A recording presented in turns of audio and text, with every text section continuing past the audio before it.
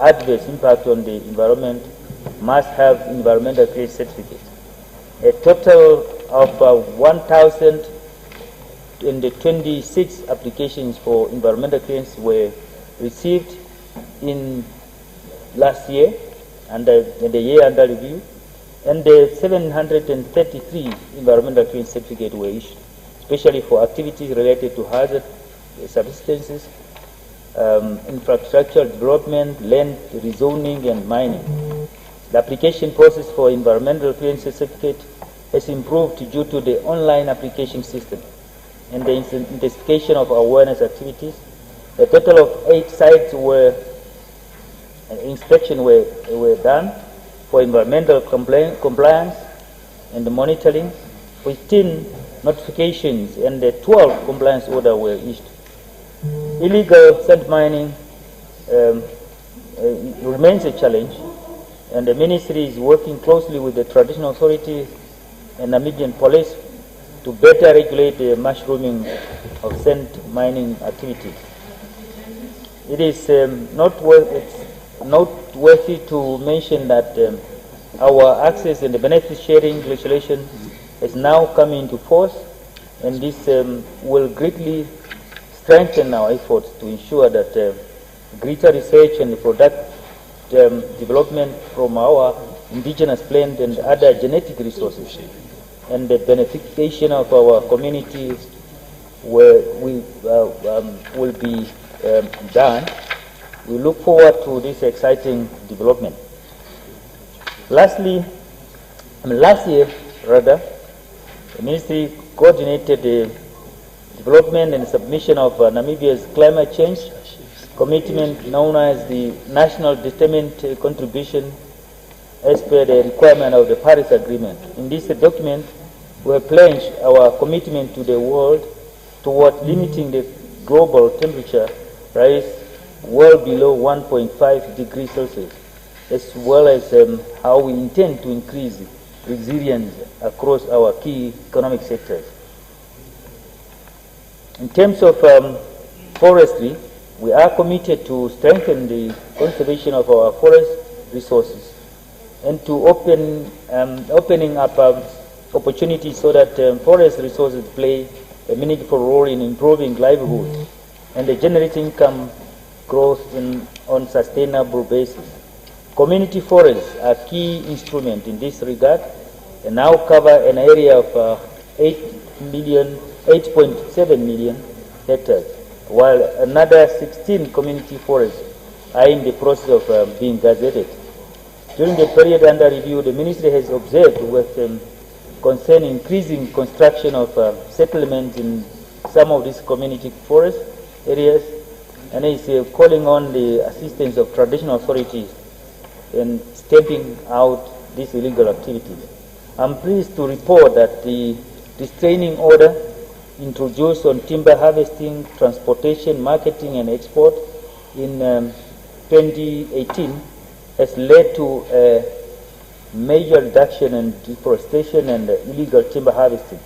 The ministry also stepped up forest monitoring and inspection activities to ensure that prevention of illegal operations are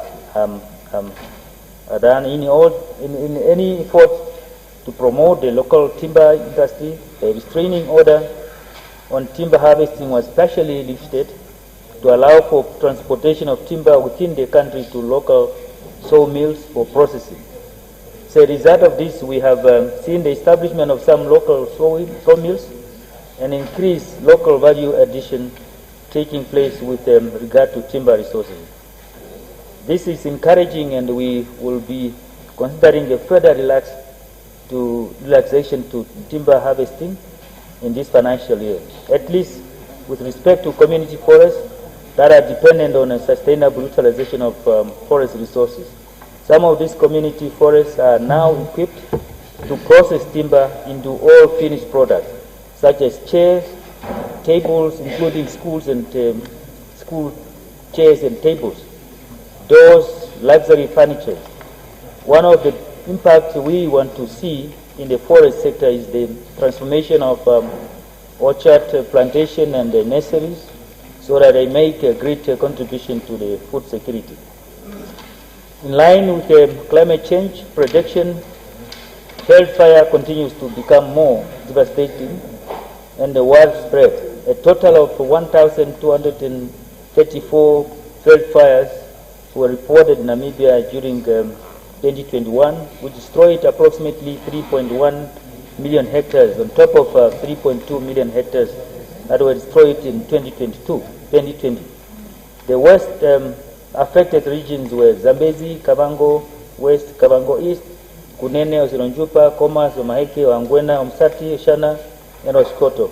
An estimated 900 livestock and 500 game were killed in the wildfire, and unfortunately 6 human lives were tragically lost. The ministry trained a total of 300 people countrywide in basic fire prevention and suppression, while more than 150 ministry staff members and other stakeholders participated in firefighting. In order to improve preparedness for and response to forest and firefighting, the ministry drafted the National Forest and Wildfire Management Policy and Strategy. The policy will improve coordination and implementation of forest and the wildfire management activities, bringing different stakeholders together and ensuring the better provision of resources and equipment. We expect this policy and the strategy to be approved by Cabinet this financial year. And the fifth program of the ministry is infrastructure development, maintenance and monitoring and evaluation, which is allocated an amount of 40,945,857 Namibian dollars. This mainly for priority projects under the capital budget and focus on rehabilitation of roads in protected areas, repair and upgrade of fencing, construction and renovation of staff housing and offices, with protected areas serving as key tourist attraction. The maintenance and the development of infrastructure in protected area is a top priority of the ministry. All protected areas require a well-maintained road network so that tourists have good experience. About 84 kilometers of 126 kilometer section of the Etosha National Park were upgraded with support from the Road Fund of Administration with the amount worth of $100 million. We are pleased with the progress and the quality of work being undertaken and are especially thankful to LFA. Notwithstanding the good progress made, there are still sections of the road network that are in a very poor condition, and they need to be fully rehabilitated. Therefore, the ministry, with its strategic partners, is working to complete the upgrading of remaining sections. It is anticipated that the road network will be better able to cope with the increase in volumes of tourism expected as the recovery of the sector from COVID-19 pandemic picks up momentum. The ministry is further hard at work upgrading fences in different national parks in order to reduce human-wildlife conflict, strengthen law enforcement, and to curb illegal access to national parks. To date, approximately 140 kilometers of Etosha National Park have been fully upgraded by our own staff, but much still has to be done, and equally 157 kilometers of Etosha National Park fence has been electrified. Through our own internal in-house capacity and with the assistance of National Youth Service and the volunteers from adjacent conservancies, we managed to complete a pilot project to upgrade additional 10.5 kilometer of fence in the Ondange area in the northern part of the park.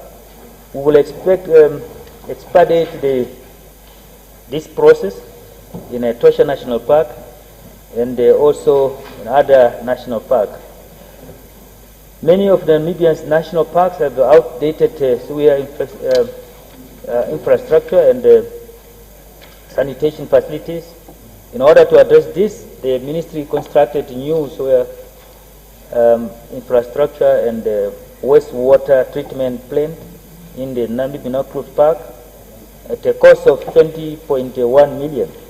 As part of cost-cutting measures and improving service delivery, the ministry will complete the installation of prepaid and conventional meters in Etosha National Park, Waterberg, and also Danpleun, as well as Panbach Game Park.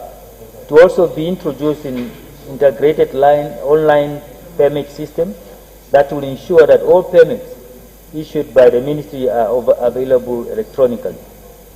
The sixth and the final program of the ministry is policy, supervision and support services, which is allocated an amount of 81,553,862 Namibian dollars. This program enhances organizational performance and improved public service delivery. Honorable members, with this, before I conclude, allow me to thank the Deputy Minister, Executive Director, the management, and the entire staff of the ministry for their commitment and hard work. Finally, once again, I thank the Honorable Minister of Finance for allocating 458,952,000 Namibian dollars for operational budget, equally thankful for 40 million for the development budget. I now kindly request this Honorable House to approve an amount of 478,952,000 Namibian dollars for the financial year 2022-2023. Thank you for humble attention. Thank you. We can take a half break and come back at 16:30. So agreed.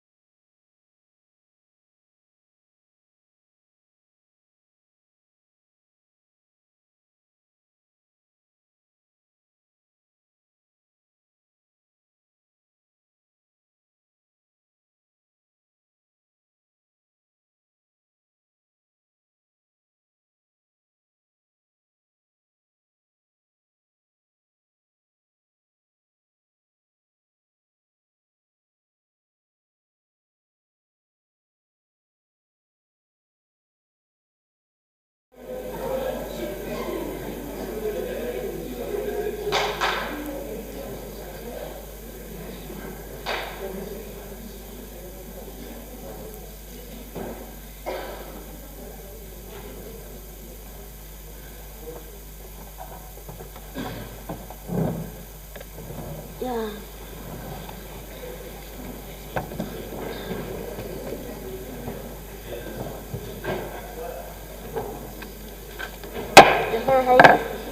The whole House committee is called to order. We proceed with the vote. 19 industrialization and trade in the amount of 232,102,000 Namibian dollars for the introduction by Honorable Minister. Honorable Minister, have the floor. Thank you very much, Honorable Deputy Chairperson of the whole House Committee. First and foremost, allow me to congratulate our vanguard movement, the SWAPO Party, for the 62 years of existence. It is with much gratitude and privilege that I stand before this august House today to present the estimates expenditure for Vote 19 for the Ministry of Industrialization and Trade for the financial year 2022-2023. On the onset, let me state that the mandate of the Ministry of Industrialization and Trade is to develop and manage the Namibia's economic regulatory framework that promote economic growth with the aim to increase trade and commerce related activities across the country and abroad, and also to attract foreign direct investment, and lastly to develop and expand the country's industrial base. During the last financial year, the ministry have achieved the following milestones despite the challenges of the COVID-19 pandemic and the economic downturn that is faced by our country and the world at large.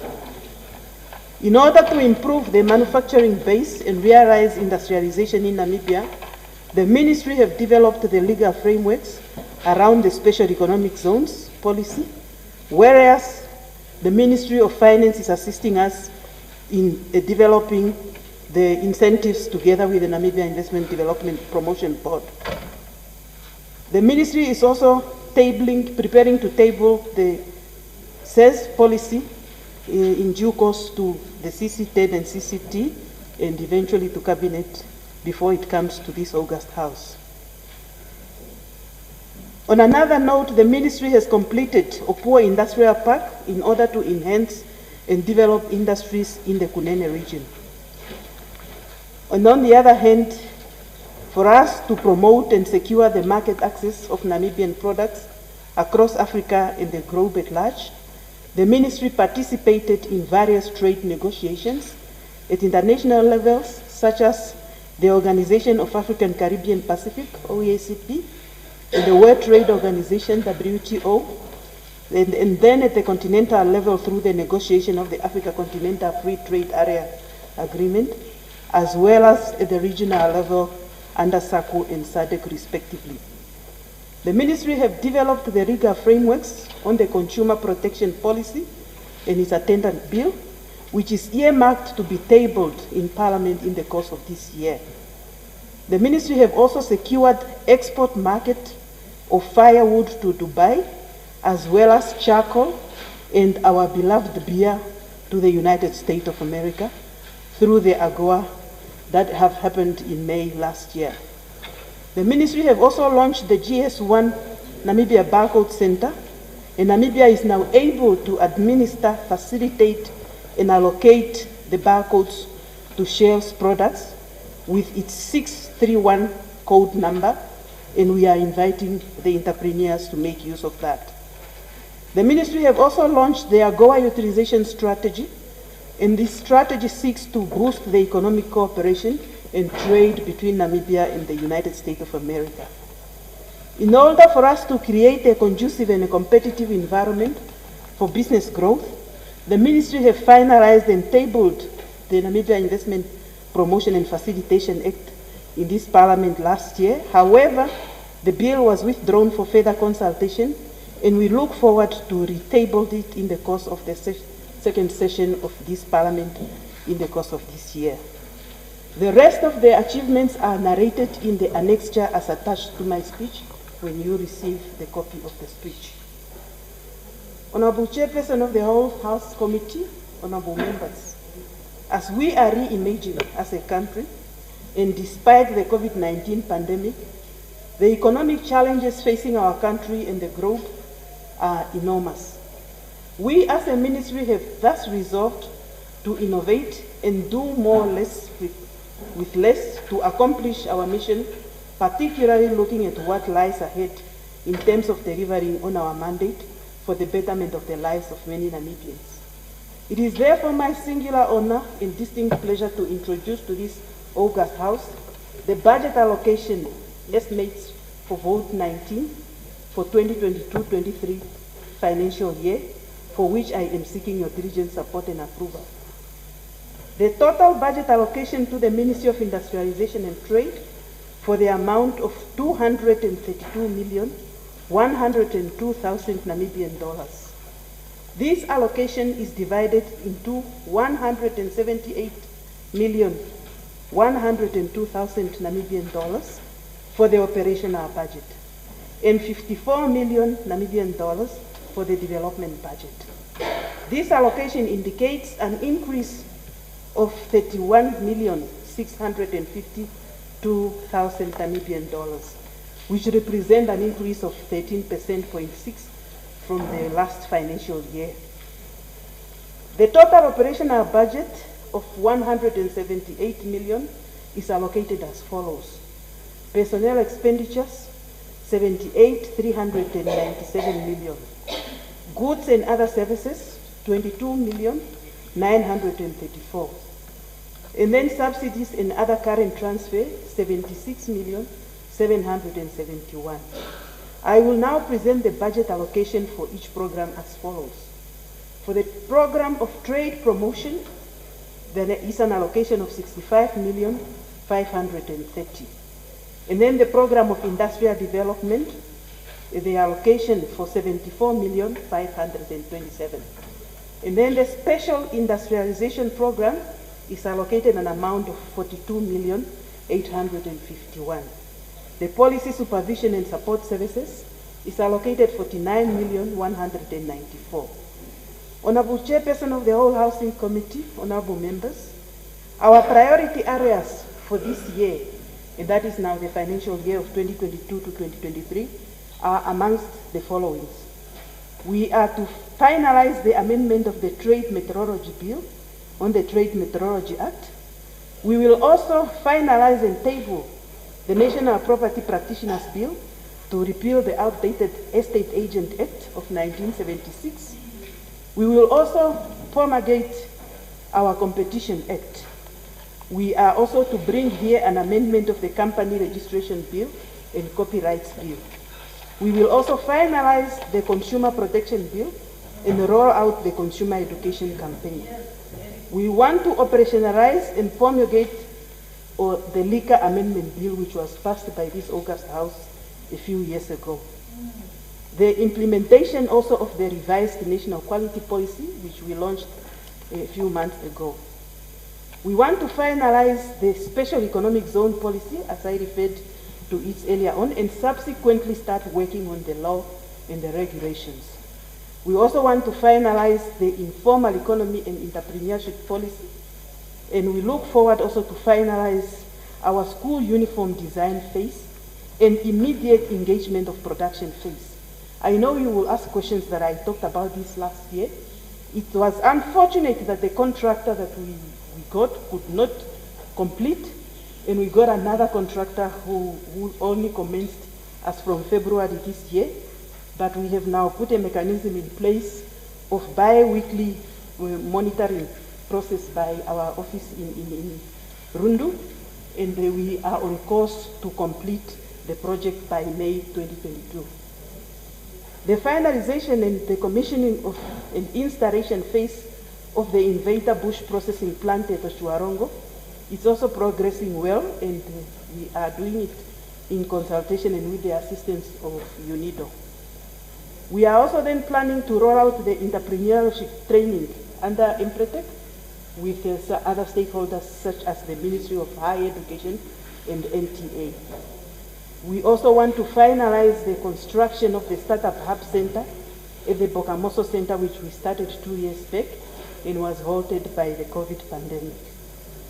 We are going to finalize and complete portions of industrial parks in Omaruru and Tsumeb, while the remaining portions would be funding themselves, as we will only commence to work with the portions that will be completed to start generating income to complete the entire projects because of the fiscal space. Honorable members, the European Union supported Namibia with the funding of economic partnership agreement to an amount totaling to 6 million euro, which we aim to create and enable institutional framework for managing the EPA agreement in the areas such as the sanitary and phytosanitary measures, the technical barriers to trade, and the rules of origin, so that we improve our EPA-related quality infrastructure and services, while enhancing the use of EPA opportunities by private sector operators and enhanced competitiveness of value chains. We want also to interface the Ministry of Finance, the Social Security Commission, and the Ministry of Home Affairs to the Integrated Client Services Facility, since they are the only component that are outstanding, but the system is operational.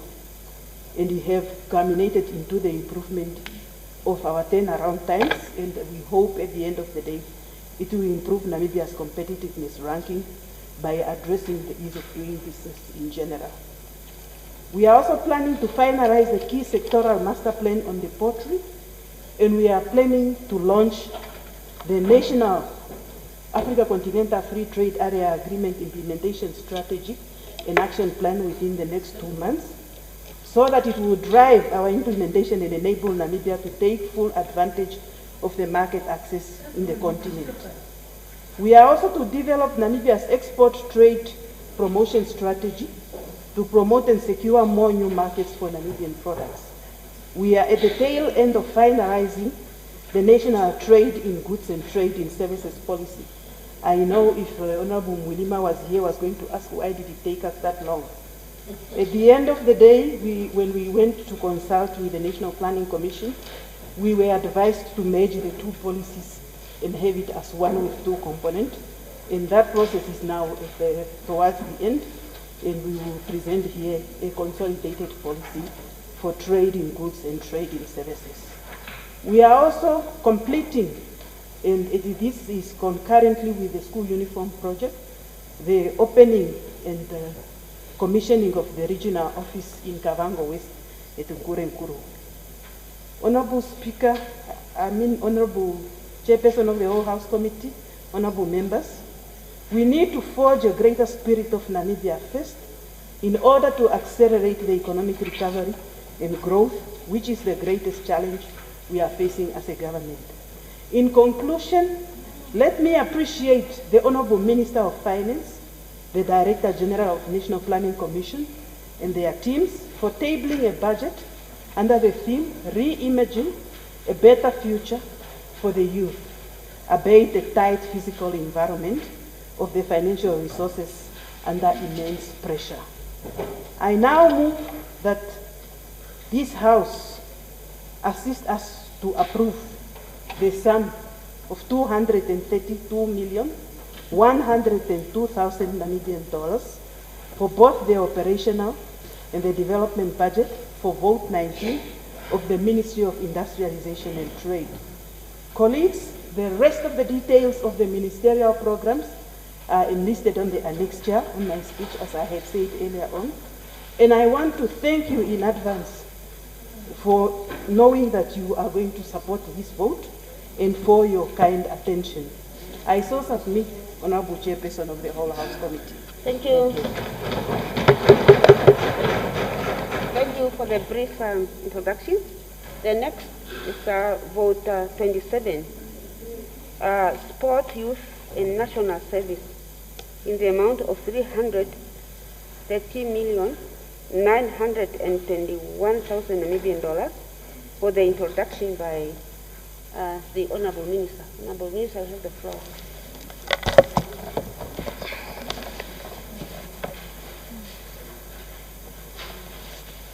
Thank you very much. Chairperson of the Whole House Committee, honorable members, I rise to present and motivate as well as seek your support for the budget allocation of Vote 27 for 2022-2023 financial year.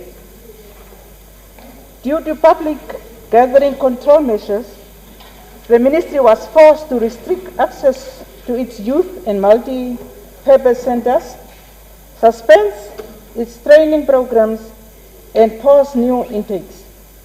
On the sport front, we witnessed a massive reduction in participation at all levels, coupled with a sharp decline in revenue collection by clubs and federations due to a ban on spectators.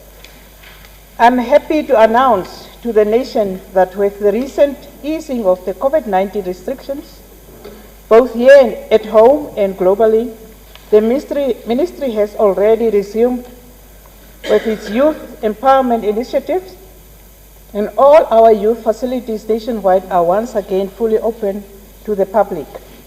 We are hopeful that during the 2022-2023 financial year, the sports sector will now start the road to recovery, and we are already witnessing a return to mass participation in sport activities countrywide. We have returned to relatively normalcy. The ministry stands ever ready to support our youth and sport stakeholders during financial year 2022-2023 and beyond. Honorable Chairperson of the Whole House Committee, honorable members, the Ministry of Sport, Youth and National Service has been allocated a total budget of 330,921,000 Namibian dollars to execute its core mandate of developing the youth and promoting sport. From the total allocation, 264,921,000 Namibian dollars is allocated to the operational budget, while 66 million Namibian dollars will go to the development budget. The following are the ministry's programs. Program 1, Youth Development. 156,986,000 Namibian dollars have been set aside for this program. The activities under this program are to cater for the largest segment of the population, the youth. In this regard, the ministry has in place youth development and empowerment programs aimed at ensuring that the youth are supported and empowered to become active participants in the mainstream economy. The ministry also has special programs for school dropouts and unemployed young people aimed at making them employable, self-reliant, and productive citizens. The third national policy spells out 4 essential pillars. Pillar 1, youth education and skills development. Pillar 2, youth health and well-being. 3, youth employment and economic empowerment. And 4, youth policy and civic participation. As a ministry charged with coordinating and implementation of this policy, we have hit the ground running with executing our action plan in 2022-2023 in collaboration with other offices, ministries, and agencies. Furthermore, the ministry will continue implementing its youth social empowerment programs in sexual reproductive health and rights, gender-based violence, and comprehensive sexuality education with the support of our development partners in civil society. With regard to the establishment of 121 youth-owned enterprises, I would like to inform this August House that all enterprises are now fully registered as business entities, and through the Development Bank of Namibia, the government has ring-fenced an amount of 8 million Namibian dollars towards the eventual realization of the 121 youth enterprises. For this financial year, 28 youth enterprises from all 14 regions will be funded for operationalization. Yeah, okay. The ministry consolidated its youth self employment project in horticulture, mushroom, and charcoal production. The youth mushroom project is established in 6 regions, namely Erongo, Kunene, Umsati, Oshana, Wangwena, and Oshikoto. In collaboration with the National Youth Council, the ministry administers the Youth Horticulture Project, which is being implemented in all 14 regions, and currently has 84 primary beneficiaries. To date, $4,063,704 Namibian dollars has been spent on purchasing the required materials and training youth to commence crop production. The current beneficiaries are due to graduate in December 2022. The program aims to equip young people with basic business administration skills.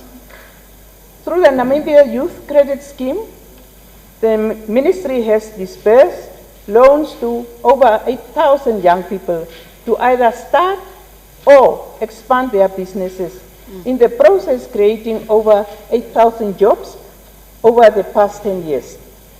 The ministry has initiated a reform process of the scheme with the aim of eliminating inefficiencies and developing a new strategy during the 2022-2023 period.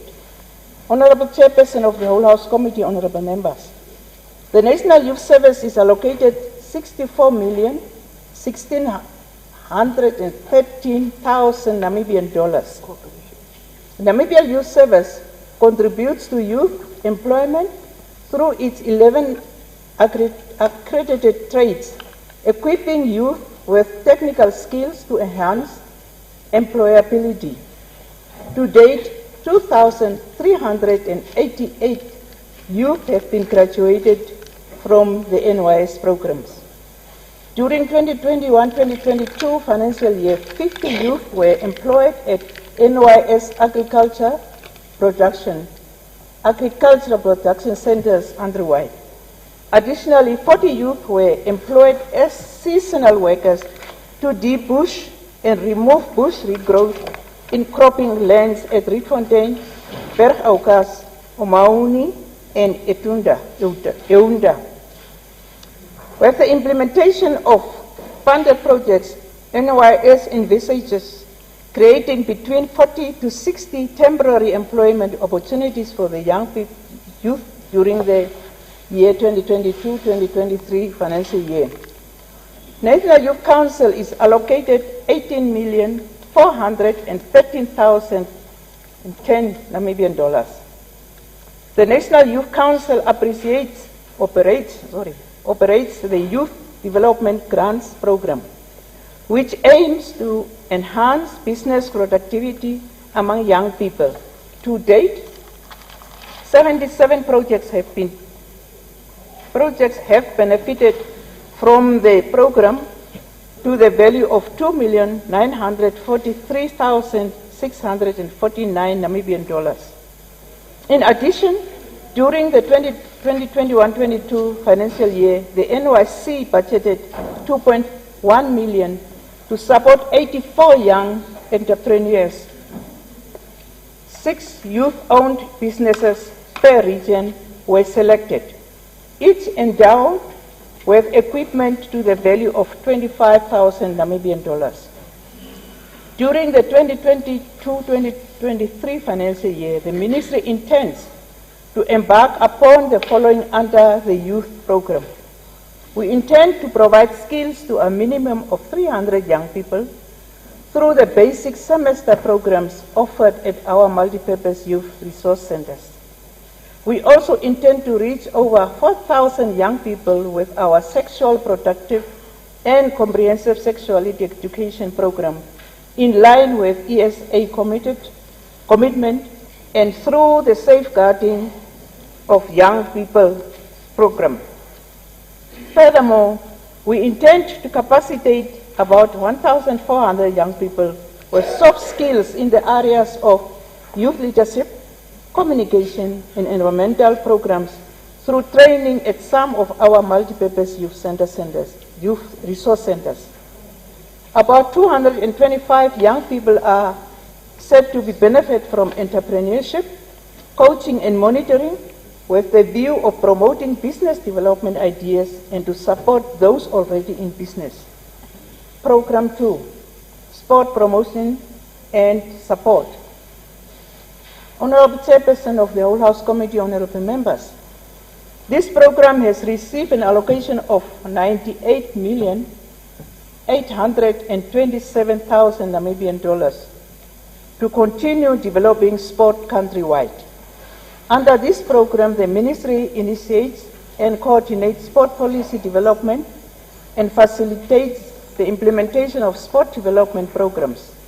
In addition, the Ministry works to create a conducive sporting environment in the country by building, maintaining, and upgrading sport facilities as well as by providing funding for different sport codes. The Ministry has made significant progress towards reforming the sport legal framework through the drafting of the new consolidated sport bill. It is in position of the Ministry that the current sport legal framework has become outdated, and it thus stands in the way of our aspirations to harmonize sport governance, as well as to professionalize and commercialize the sport industry in Namibia. In this regard, I'm glad to report that we recently concluded with internal consultations on the draft, and we have initiated an international benchmarking exercise to learn from other countries about their sport legal framework and strategies. Our target for 2022-2023 financial year is to finalize the layman's draft on the bill and submit it to the Office of the Attorney General. Honorable Chairperson of the Whole House Committee, honorable members, the Ministry is in the process of developing the Namibia Sport Development Index. The NSDI is a comparative measuring tool that aims to capture the extent to which sport contributions to socio-economic development, economic development. It is envisaged that NSDI will provide reliable information and targeted data to policymakers and investors in the sports sector in Namibia. In this regard, the Ministry has completed phase 1 of the data collection process, and phase 2 will be implemented during this financial year. The NSDI development project is in line with the Namibian Sport Professionalization Framework 2018, aimed at creating employment through sport in Namibia. Honorable Chairperson of the Whole House Committee, honorable members, 50 million out of the 66 million Namibian dollars has been allocated to the capital budget, which has been allocated to capital budget, will go to the renovation and upgrading of the Independence Stadium to bring our national stadium up to the standards of the international football governing bodies in order to allow the senior national football team to play their home games in Namibia. I admit that the sport promotion program deals with the maintenance and upgrading of our existing sport facilities countrywide and requires much more resources. But we understand the precarious economic situation we found ourselves in as a country. In such situations, one needs to devise new strategies and smart mechanisms of doing more with less. In this regard, the Ministry currently sees with exploring strategies to fund the upkeep of sport facilities through perhaps public-private partnership, transferring some of them to local authorities. The Namibia Sport Commission is allocated an amount of 8,636,000 $63,405 Namibian dollars to continue its sport regulatory mandate in terms of Sport Act.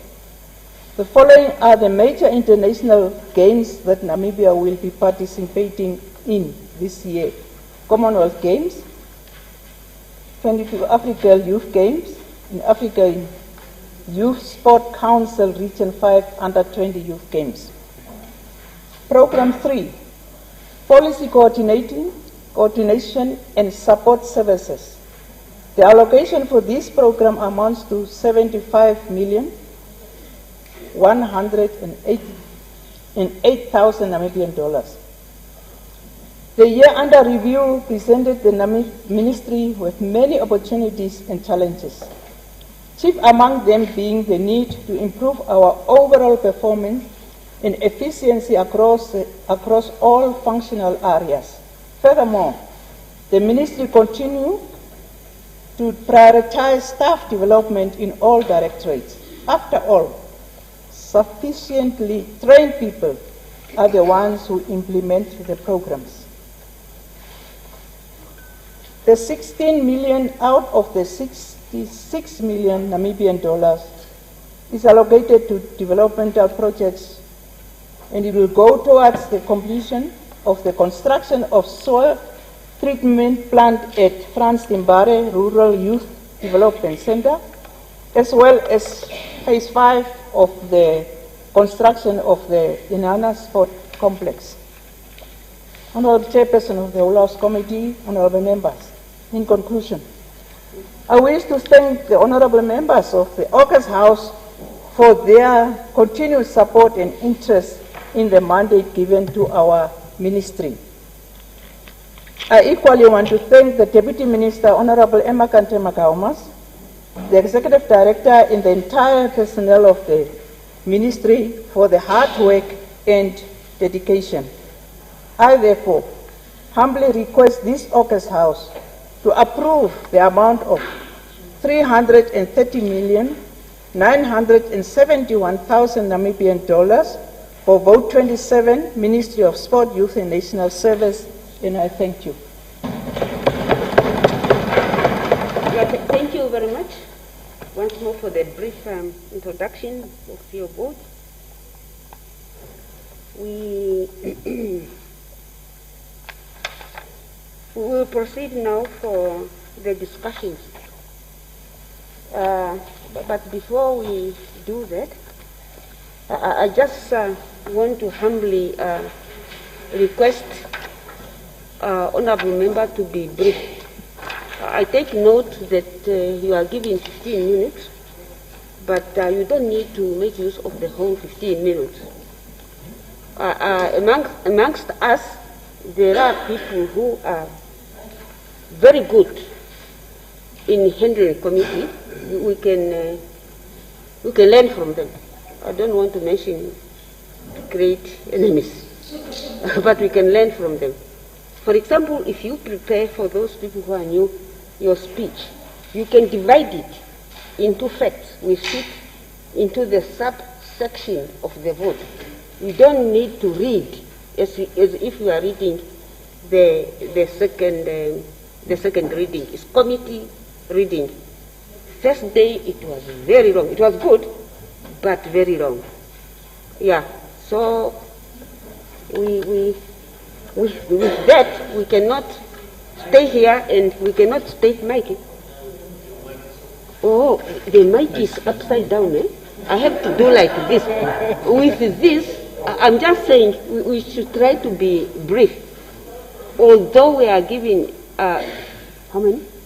15 minutes. You can use half of it, and you don't need to read as if you are reading, as if you are in the second reading. For the sake of those people who are not relatively new, you can divide your speech in terms of the section and subsection in that particular vote. And I add to say, amongst us, there are people who are very good in committee state. We can learn from them. We don't need to make ourselves tired and every day, every night, we have to knock off at 12 o'clock. With this, I put vote 14, labor, industrial relations, and employment creation. Any discussions? I recognize Honorable. Which one is it? Honorable Elago? Madam Elago? Oh, is it? Yes, she.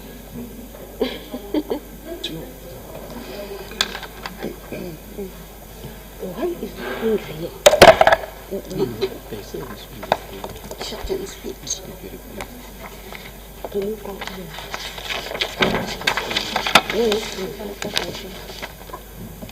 Honorable Chairperson of the whole House Committee, honorable members, I rise to make my contribution to the discussion on vote 14 of the Labour, Industrial Relation and Employment Creation. I express my thanks to Honorable Minister Ipumbu Shimi, the Director General of National Planning and Commission, and their team for their well-articulated budget.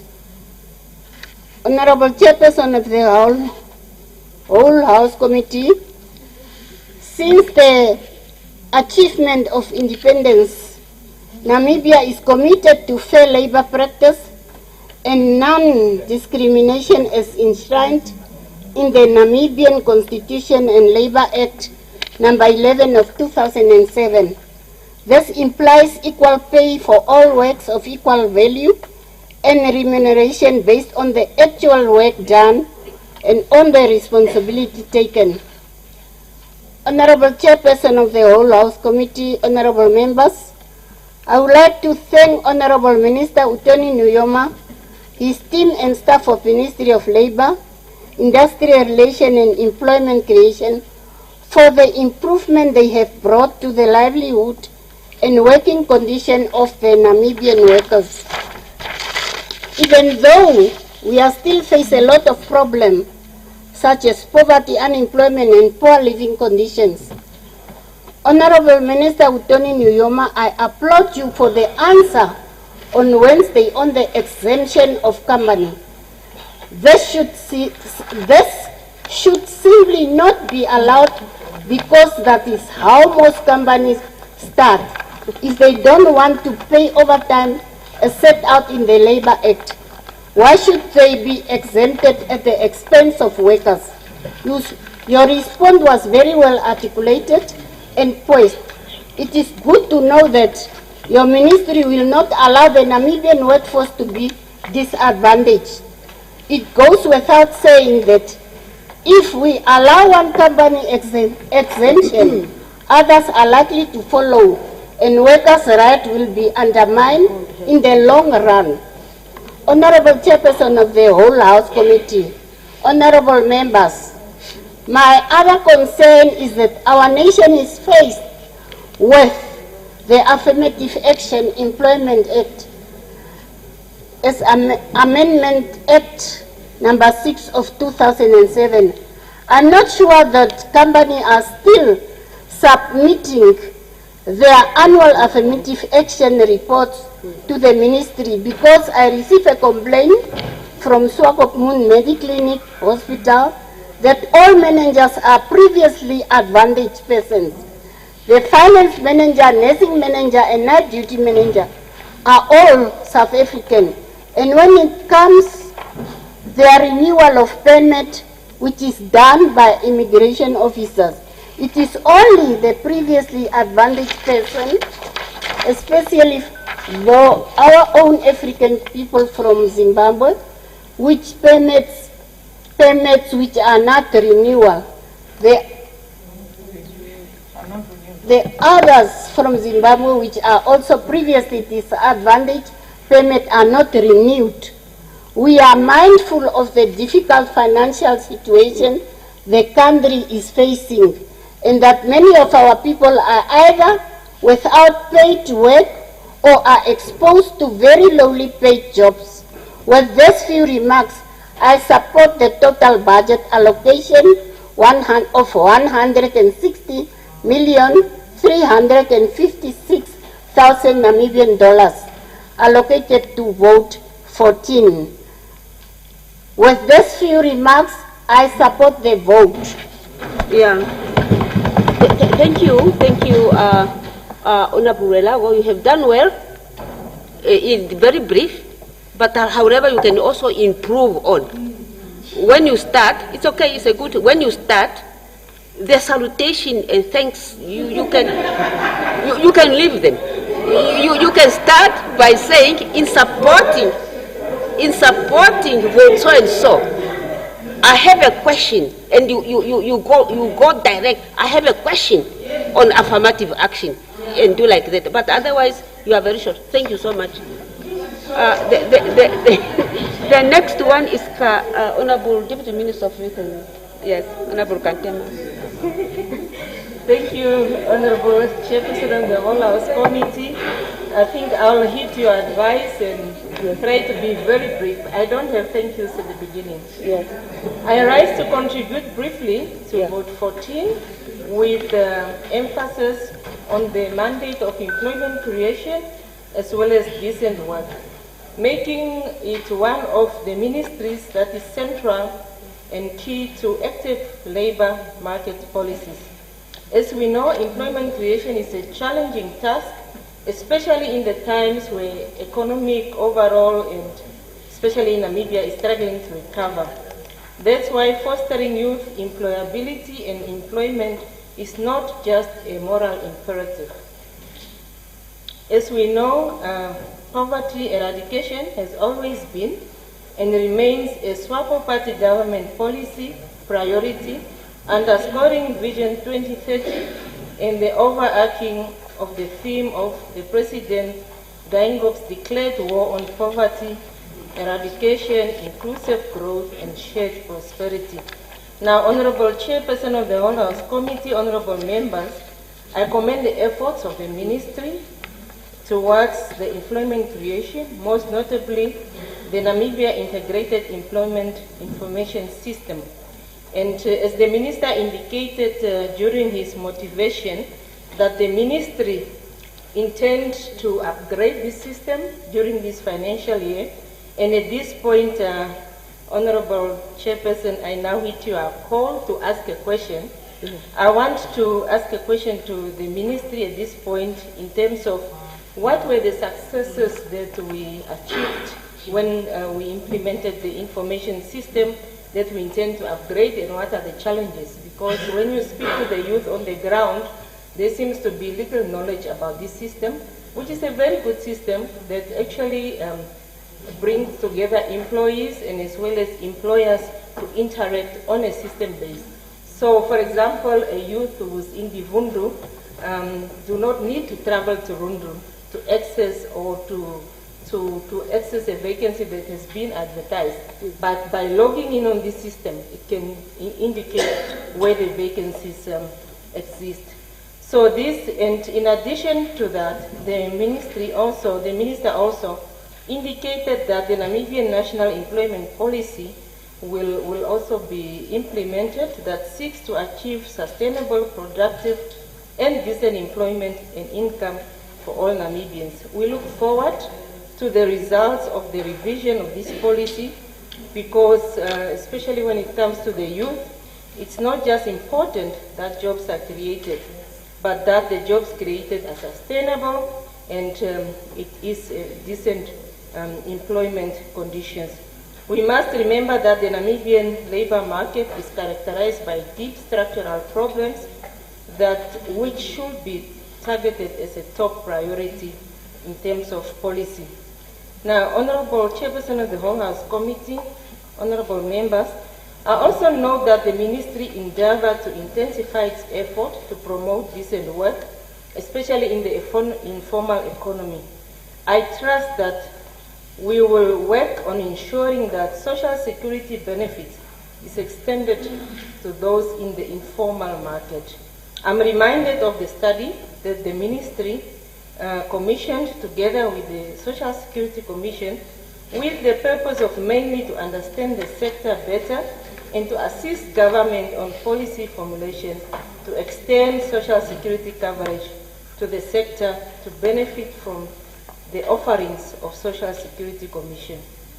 In addition, the UNDP Namibia office commissioned the first diagnostic study of the informal sector that was last year to help inform policies and pragmatic design aimed at further supporting the sector, because we do know that the study revealed 51.9% of employed Namibians make an earning from informal sector.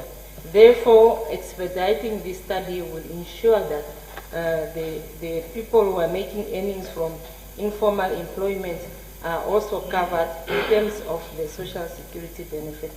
Honorable Chairperson of the Whole House Committee, in conclusion, I would like to applaud the Social Security Commission that provided relief, especially during the tough times and trying times of 2020 and 2021, where the businesses and particularly the small and medium enterprises businesses were affected due to the lockdown. And this relief really cushioned them against the shocks that was experienced. In short, Chairperson of the Whole House Committee, Honorable Members, I support vote. Yeah, thank you. You have tried your level best because you are youth minister. You're just supposed to improve on the introduction a little bit and just come to the point. Okay. I recognize Honorable Chiveze.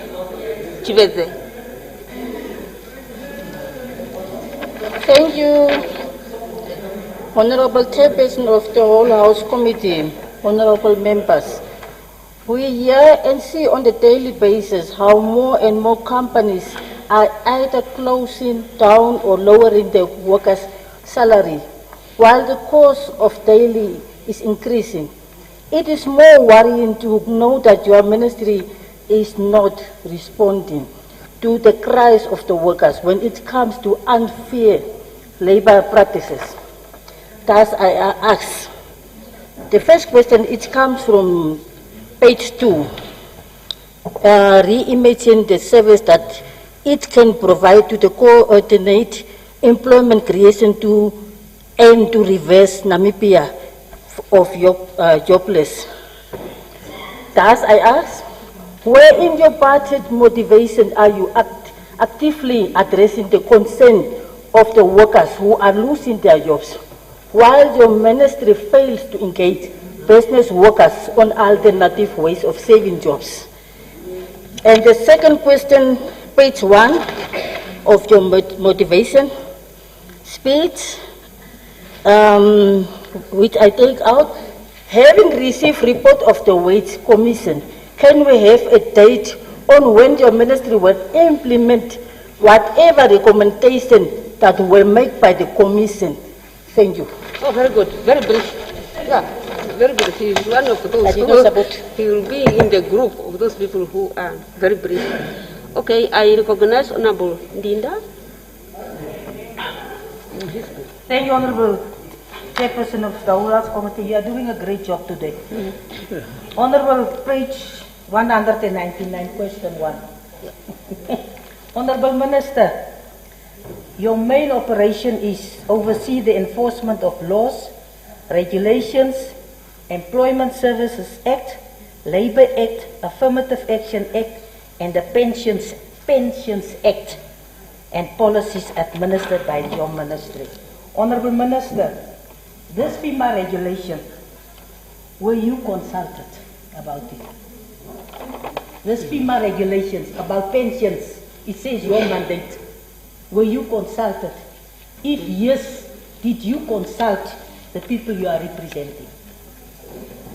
Second question, Honorable Minister, on your speech, page 2 of your speech, launched the newly upgraded Namibia Integrated Employment Information System for job seekers and employer vacancies. Honorable Minister, I congratulate you on this one, but you have challenges. This website is never available. Number 1. Number 2, there's a lot of challenges here. I heard what the Deputy Minister of Youth and Sport was saying. but not everybody has access to website. Even here at Parliament, they don't advertise positions anymore. They just make use of this website to recruit people. So my question is, what about the people who don't have those internet services available? So vacancies like this lower income cleaners, messengers, and so on. These vacancies need to be advertised also. You can use the system, but also to use other systems also. So please inform the nation about these services. It is, most of the people don't know about it. I just came to hear about it here at Parliament when I investigate this issue of whether they are aware of it. So just look into this one. And question number 3 on your speech, Honourable Minister. Question number 3. The Employment Equity Commission to introduce and amend to the Affirmative Action Act. Honourable Minister, I don't know, when will affirmative action come to an end? Is it forever? Then you are discriminating against our husbands. Are you? Yes. Yes. You are discriminating. You cannot have affirmative action for life. You must now start with equality for all. We must compete equally. You cannot have. This is why men are committing suicide. You don't have a wife, so you don't care. But us, this is why men are committing suicide in this country.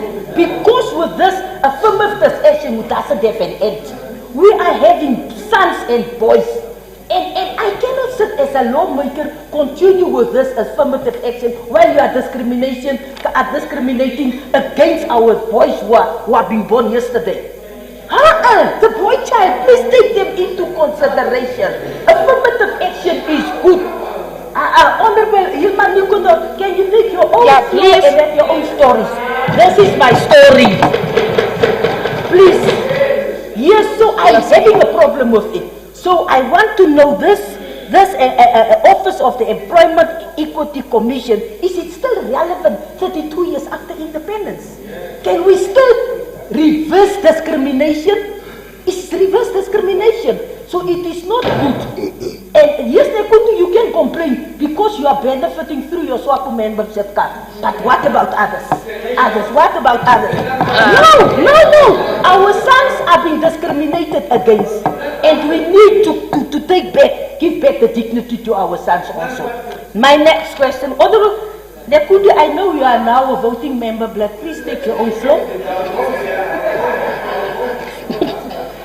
Take your own floor. Voting member. I was about to give you medal. I was about to give you medal. Stick to your questions. I am sticking to my questions. Yes. Honorable Chairperson of the House Committee on the Estimates and Revenue, page 204. Honorable Minister, your responsibility is to conduct factory inspections on boilers, elevators, escalators, conduct workplace accidents, investigations, etc. Honorable Minister, are you aware that AR and my brothers here are doing your job now? Because you are nowhere to be seen.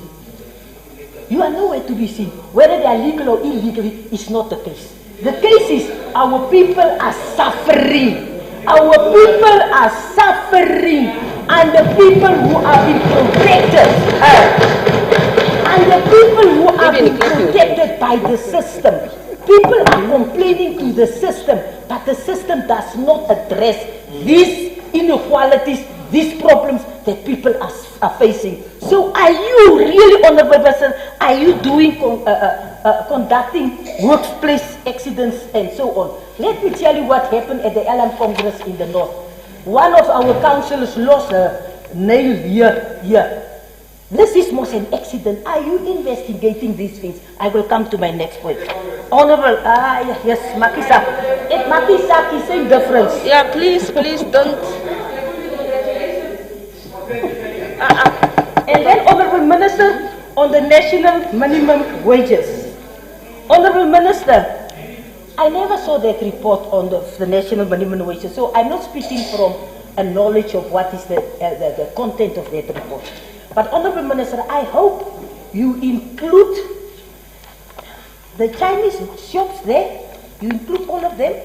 I hope you include KFC, which they closed down for 5 hours. I hope you include Metro and all these people, all these Indian shops, so that the minimum wage must be across the border, and not only for a select few, not only for farm workers, but let's include everybody in it. My fourth question, Honourable Minister, is on page 493 of the income and estimates of revenue and income. The medical workmen's fund, medical claims, and injury payments. Sorry, Honourable, can I drink some water, please? Water is life.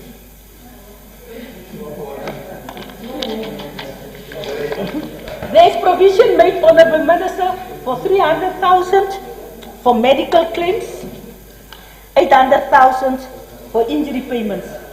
Honourable Minister, as a former trade unionist, yes, I'm fighting for my workers. You don't know, you were not even born that time when I was there. Please, People who were not born come and ask me these questions. Don't respond to people who were born asking me these questions. Honourable Minister, I want to know the 300 and 800,000 that you are budgeting for. Are you the one paying, doing these payments, or is it Social Security? Because the councillors were asking me who will pay me out. Is it Social Security for my finger lost? Or is it Social Security? So when I saw this in your budget, you need to answer me. Honourable Minister, let me see. Okay, with these few words, Honourable Minister, I support your vote. I don't have a choice as a trade unionist. Thank you. Yeah, thank you. Yeah, she's one of those, since she became MP, to be specific, but sometimes she can also be out of order when she but she's the one who can really be in the point. Okay, I recognize Honorable Shihumbu. Honorable Shihumbu.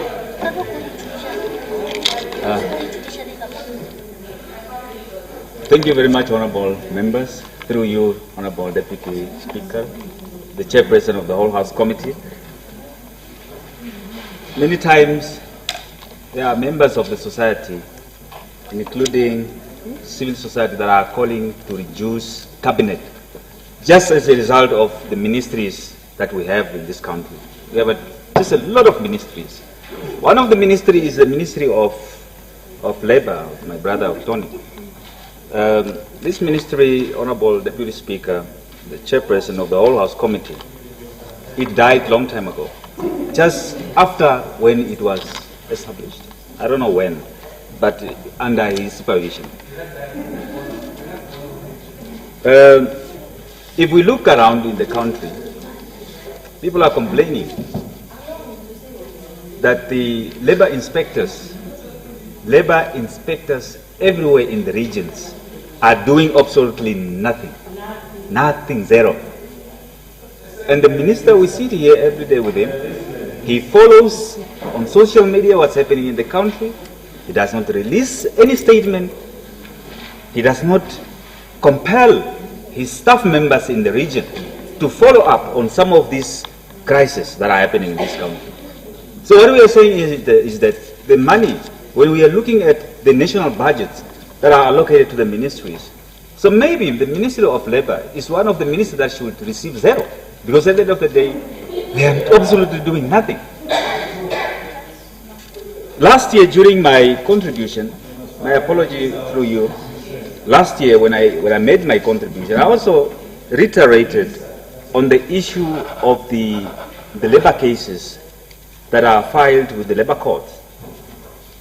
And it appears that in this budget, it have not been included. The same issue that has happened over the years, with this current budget, it will continue to happen. That people, members of our society, our workers, that initially are abused by some of the employers, even if when they report to the Minister of Labor's offices and then file with the labor commissioners. So there obviously nothing will happen. So what we are saying is that your budget really, I'm upset that maybe 50% that has been of the total budget should be given to other institutions to do their function, because your ministry really, it has been a failure. Thank you very much, Honorable Minister. Oh, this one. I don't have a question. I didn't ask a question. He's a lawyer. He's young, and I don't really what he said. Mr. Shihumbu, Honorable Shihumbu, you must improve. Did he listen to what I'm saying? It's okay. I'm saying. It's okay. I'm just saying. Lawyers are normally people who are talking. No. I'm not talking to save the back.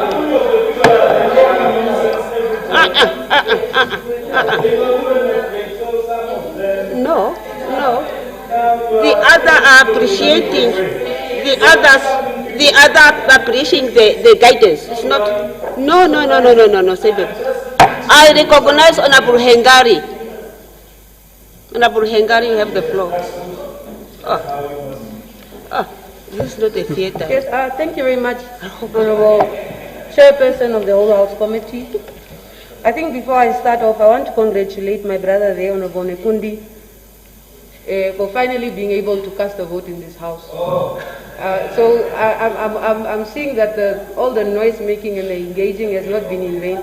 Finally, you have been rewarded. But let me, Honorable Chairperson of the whole House, let me contribute to this particular vote. And I think, Honorable Minister, one of the biggest issues in our country since the beginning is the issue of foreign employers.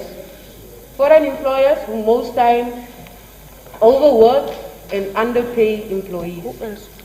And I think it is a crisis and an issue that must be addressed. But to address that, we must find a way, and I think I implore on your office and on you as a minister of this particular ministry to really find a way to ensure that, or to improve accessibility to the office of the Labor Commissioner. I don't think it's okay. I was hearing members from that bench, that side, on the other side of the House, saying it's illegal to show up at someone's shop because of a concern that you have received, whether it's via social media or via WhatsApp, and to come and question that particular person. But this is as a consequence of the Labor Commissioner's failure. If this particular office had been doing its job, I don't think ordinary citizens, ordinary Namibians would reach out even to people who are not members of this House. But they believe in those people, and they trust that these people in some way will show up to their rescue and sort of try and assess the issue, but also take it beyond that. Two, Honorable Minister, I wanted to find out how often does your ministry do site visits to most of these foreign-owned companies? Just the other week there was an article in the newspaper reporting that Chinese nationals had been deported because they didn't have permits or visas or what have you. I think if we have, and one of the people that used to do it effectively was the former Minister of Education, may his soul rest in peace, and we all know him. How often does your ministry do site visits to ensure that when this company has been awarded with a tender, they are actually obliging to the conditions of that tender? And I know one of those conditions is actually to employ local residents, Namibians. The other time, earlier this year, we brought a question to say, how is it that a company that operates here, a foreign-owned company, comes and says, we're going to employ people, we're looking for employees, but this person must be of Chinese nationality, and they must speak Mandarin. But we're living in Namibia, for goodness sake. So how do we ensure, and how do we protect the ordinary citizen from some of these absurd requirements from these foreign-owned companies? Three, I wanted I don't have a problem with the employment integration system, to be honest. I think it's a progressive thing. And I think we should all encourage ministries to really improve their accessibility. And one of those ways, unfortunately, is through access to the internet, and employees or potential employees being able to access information on what the ministry does, access information on available vacancies or advertised vacancies. My problem is, yes, as a job-seeking individual or citizen, I am confronted, or I see the site where, I mean, you find advertisements for Ministry of, even the National Assembly uses it now. That is fine. It's all in a good place. But my problem is, ministries still expect individuals to drop their CVs, their documents in a box. So how do we ensure that at least there's some sort of bridge between, yes, you see from step one, there's a vacancy on the system that has been advertised at so-and-so ministry, but apart from just physically being able to drop your CV and having to make 100,000 copies of your CV, copies of your ID, how do we ensure that this person is also able, in a way, whether it's online and whether we're able to create some sort of portal on the same system where they can also upload their documents for that particular vacancy advertised? I think I'll just end there. Thank you. Thank you. Very brief. I have the pleasure of the Minister to respond.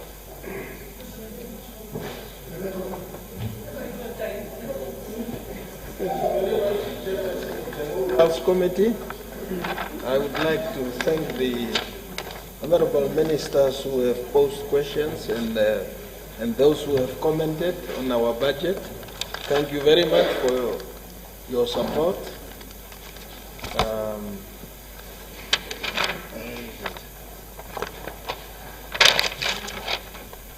Before I answer, I think I have a little challenge here.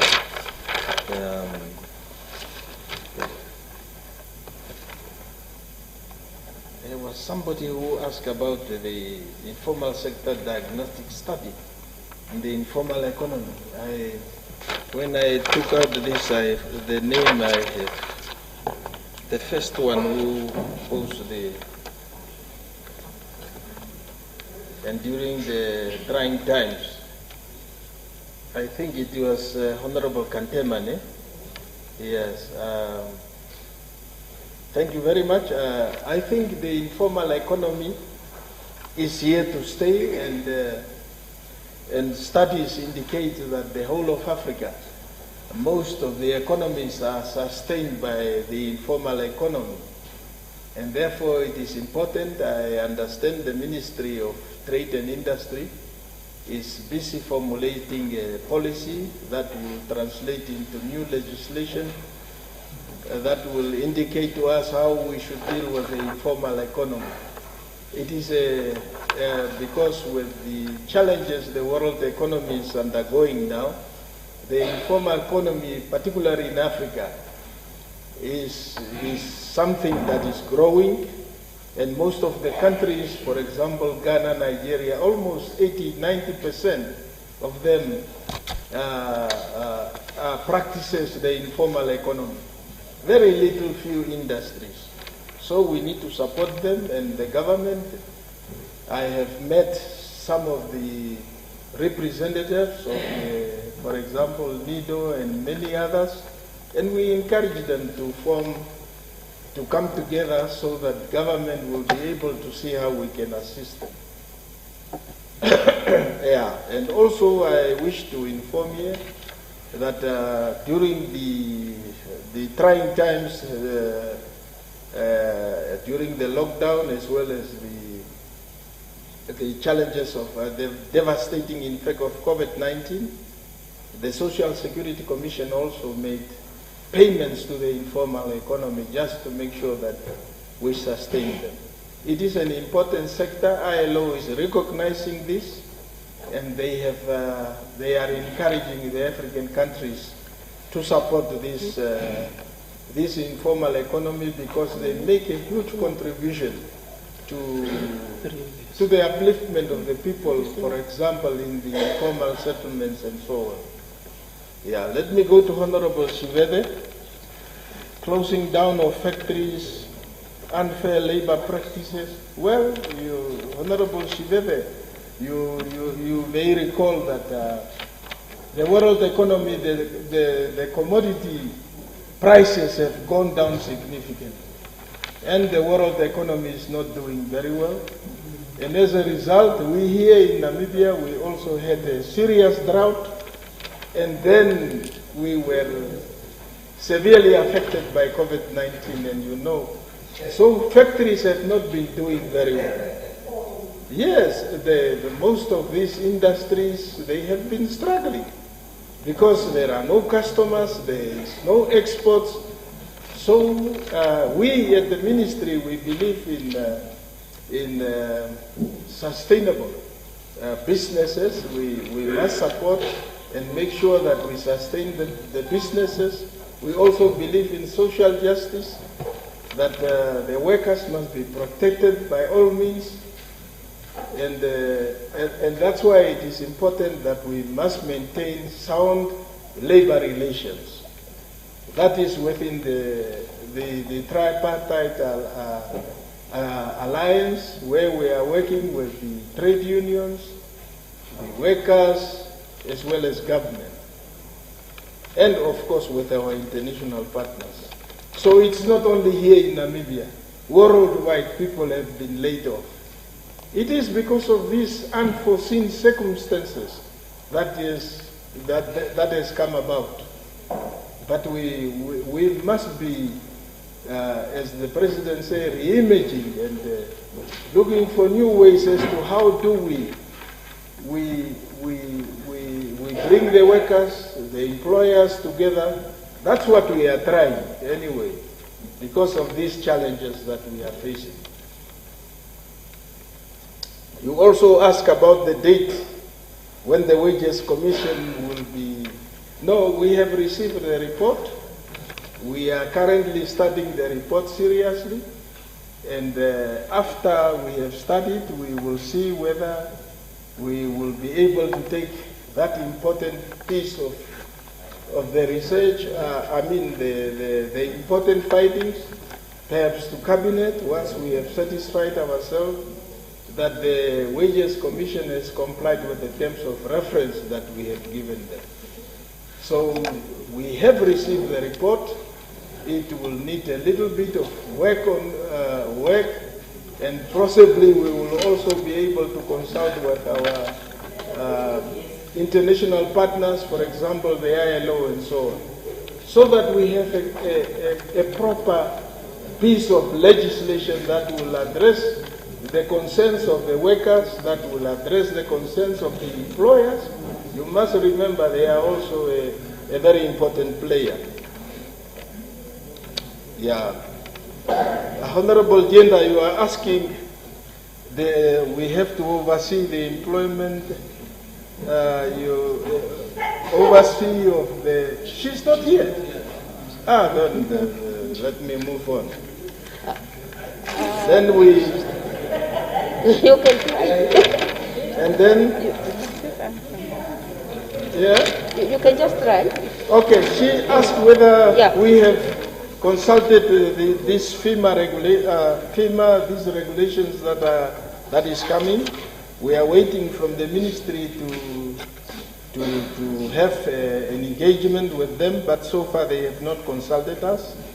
And the Minister of Finance, as well as the Prime Minister here, we have made statements with regard to these new regulations that the financial institutions,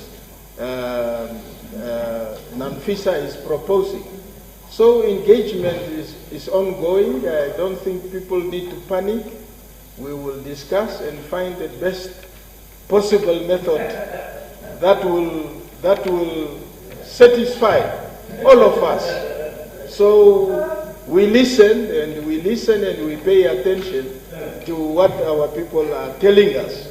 So it will not be imposed. Then what was the other one? Employment Equity Commission. I think the Employment Equity Commission have the responsibility.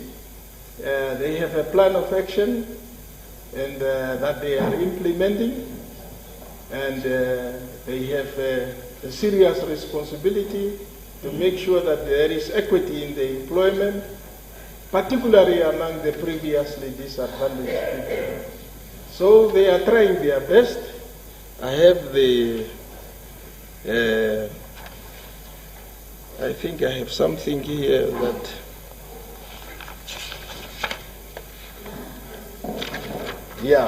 the Employment Equity Commission reviewed and approved 904 out of the 1,043 affirmative actions report.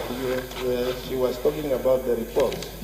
These reports we have achieved in that the Equity Commission has achieved 87%.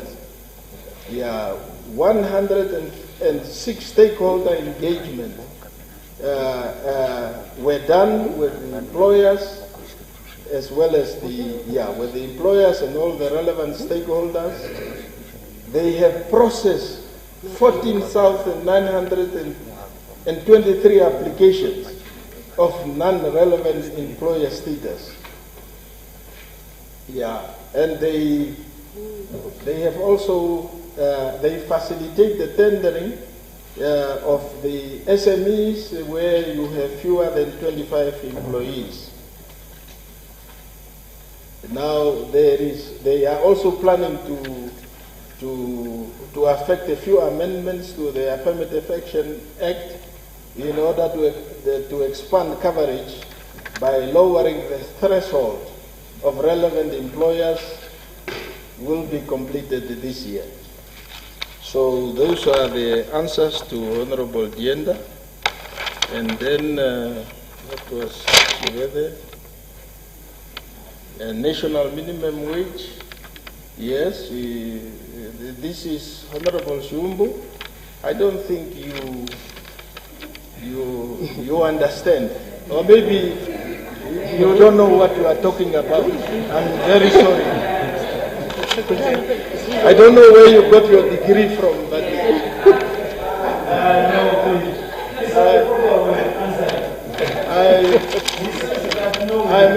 I'm a graduate of the University of Warwick in the United Kingdom. Yeah, so you must know that. Yes. So you people always admire the Western countries. You say there is talk about age. You talk about age. You have who's this American president? Almost hitting 90. You see him how he's working towards the plane. Yeah, please. But you don't complain about him. You say we are old. Yeah, please stick to your answer. Honorable Minister, take your answer. Yes. Yeah. So I'm still young at heart. Yes. Yes. Yes. Yes, conduct of labor inspections. Well, they try their best. We have, this is a vast country and we have many industries, and the labor inspectors try to do their best with the limited resources available. You know, S&T has been cut down. You know, a labor inspector from Katima has to travel every day when there is something reported. To travel from Katima to Rungu, 500 kilometers. Yeah, because we do not have the qualified labor inspectors. Yes, and the budget is inadequate. Otherwise, we would have done our level best. We are employing them. We are employing them. So they are trying to do their best. So let me just give you a little bit of some statistics. What do you call that word? Labor inspectors resolved 3,486 of 4,793 labor complaints. That is, it gives you a percentage of 93%, and referred 27% to arbitration. So they are doing their best, and we know they have to inspect all these companies and make sure that there is sound labor relations, that the employers are not exploited, and so on and so on. Yeah, now with regard to the national minimum wage, yes, we are busy. We have the Wages Commission has completed their work, and they have presented the report to me. We are studying it, and we are making sure that this piece of legislation will satisfy the workers, the employers, as well as government. Now you have talked about Chinese shops, Metro India. Yeah, we have this tendency of sometimes becoming too xenophobic and so on, and that is not the correct thing to do. I think we have the relevant institutions go and report to the Ministry of Labor if you have an issue. And I don't think this is the correct thing to go around the country closing down businesses while you are not even recognized. It is ignorant of the law, ignorance. That is what it means. Ignorance. No dialogue. You first need to be registered. Honorable Minister. And the lawmaker for that matter. Honorable Minister. Putting these young people. Yeah, just stop. Don't look at a certain person. He's thinking quicker. So it is very important that we follow the provisions of the Labor Act. Yes, the law is there. Yeah, you should not take the law into your own hands. You have taken an oath in this parliament. So, yes. And then I think I have covered in general the comments, and I would like to thank you sincerely. Okay. So I would like to thank you sincerely. Okay. Any quick follow-up? Honorable Shihumbu? Honorable Shihumbu? But there are some follow-up. It's only 5 minutes. Yeah, or less than that. I'll not go beyond that. Yes. Thank you very much, Minister, for your prompt response to my queries regarding the issues of labor inspectors. So, be it as it may, but what I want to say here is that you have been a politician, you have been sitting here for 60 years, I don't know for how many years, that you have been a parliamentarian, a lawmaker, and you have that experience. But what I'm asking you is that we must not politicize issues that are affecting the Namibian people. So it's incorrect for you to say that there is a sound labor relations in this country. You are promoting it. I understand you are promoting, but that particular promotion is not sufficient.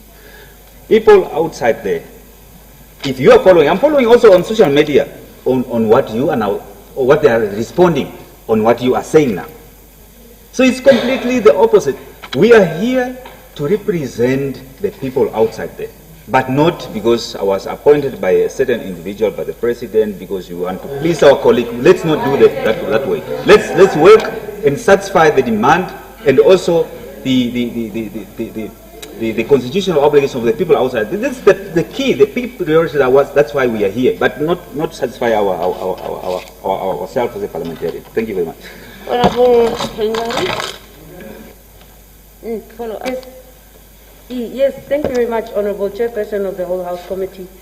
I just wanted to address something that the Minister just said now. Go to the relevant officers, the law is there to guide. Honorable Minister, South Africa today sits with Operation Dudula, and it's something they could have avoided had they strengthened the laws that are already in place, had they ensured that officers such as the Labour Commissioner's Office is actually doing their work. If it is an issue of insufficient funds, then the Minister has the right. This is the right platform to actually say, look, Labour commissioners in this country are underpaid, Some of them have to travel 500 kilometers. Then you request that money, and perhaps as Parliament, we could also step in and defend such a request by your office. But to say that people must go to the relevant offices, what if people already have been going to those relevant offices? What if people have already been approaching and going through the same system that is protecting, in fact, I dare say, foreigners in this country? Thank you. Yes, Honorable Minister, question to those to follow up.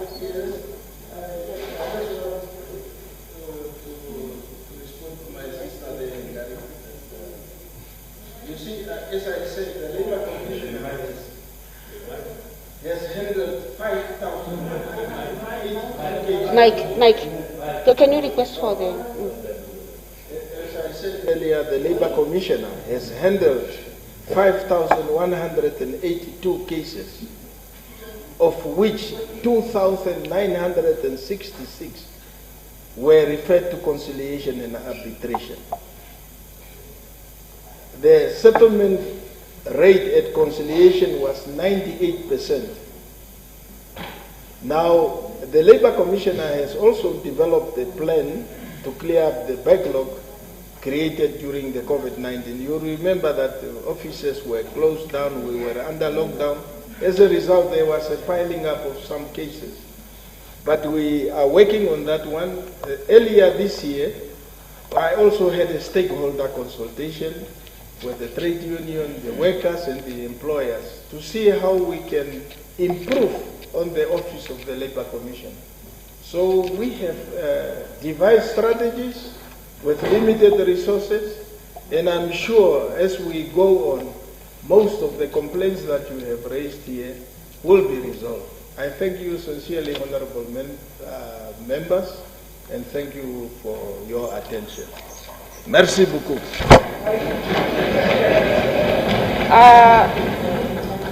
Before I put vote 14 for the adoption, it seems we have a threat for a voting quorum again. Two less. There are two less. Can we ring the bell for 2 minutes?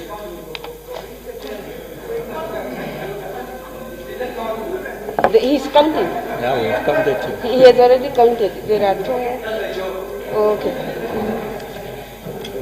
Okay. Now one. Kwirongo, are you coming back? That's about that chief. It's about that chief. We now need 3. We did 3. We can go to the next one while we are waiting for the quorum. I'll put. I'll put vote 15, mine and